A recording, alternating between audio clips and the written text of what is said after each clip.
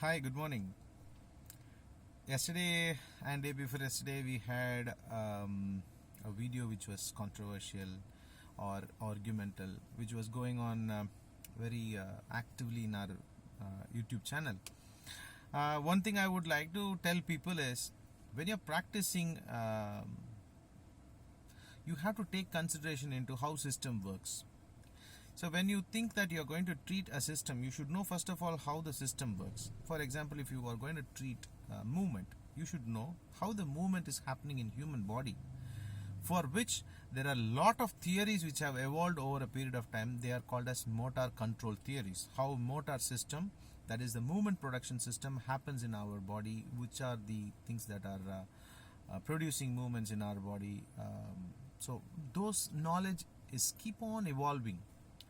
So we can't blame certain theories which have evolved in that certain period of time where the understanding about the movement is such that they had to come up with such interventions.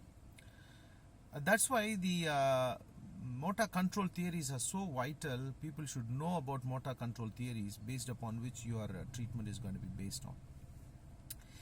So during 1980s and 1970s, in those period, or even before that, there was theories which states that the reflex hierarchical theories which stated that the reflex and the spasticity have been predominantly prioritized, and they had different models of how movement was happening in the body.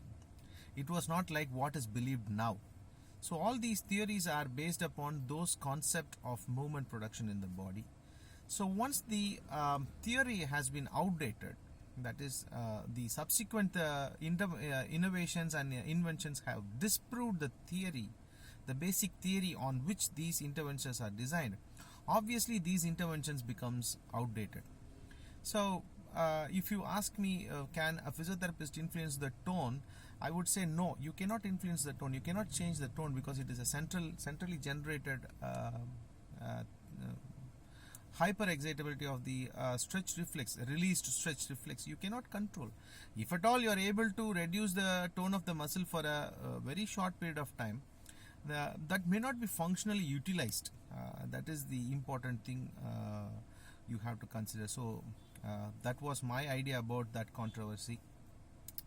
And coming to the pain tips for today, there was a story where when I initially started practicing, there was a famous doctor who was an orthopedician in Chennai, in my geographical limits, who used to ask whoever comes to him with pain complaints, generalized pain complaints without any trauma or any significant etiology, he will ask them, do you have toothache?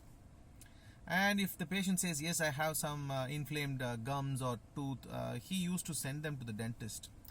I used to worry and I used to get angry those days, very early days. I used to get very angry that for pain, body pain, why the hell this doctor is sending the patient to dentist, not to a physiotherapist. So then subsequently, when he consistently did that, and I also came across when I wanted to learn about this thing, when I sat to study, I came to know that when there is an inflammatory reaction taking place in your tooth, you normally get an increasing inflammatory substance in your body that can also trigger pain in elsewhere part of the body which are vulnerable already, like maybe you might have had previous musculoskeletal problems which can be flared up.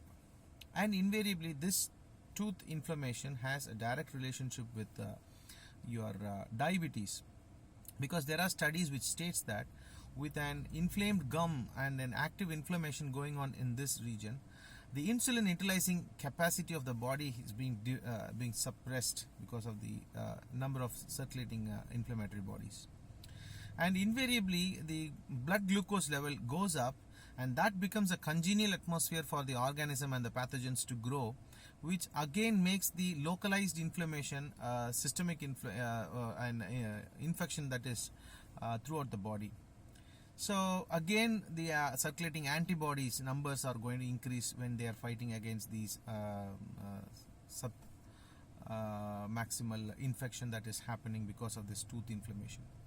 So today's tips is, if you have a spontaneous pain in any of your body without any reason, when you are pondering about what is the reason for that, always look into your gums. Try to treat your gums and your tooth. And one important thing is the loss of tooth as such, that is demineralization of your tooth, particularly the calcium depletion from the tooth, is controversially linked to osteoporosis. There are a lot of weak links, and there is a lot of controversy in that. Can these two conditions coexist? So have a look at your tooth, have a consult with your dentist whether your tooth is in a good state or not, which can invariably bring about a significant reduction in your body pain. So the take home message is very clear. If you have a spontaneous body pain, just also consult your dentist if you suspect that you have some dental problem. Thank you so much. See you in the next video. Bye.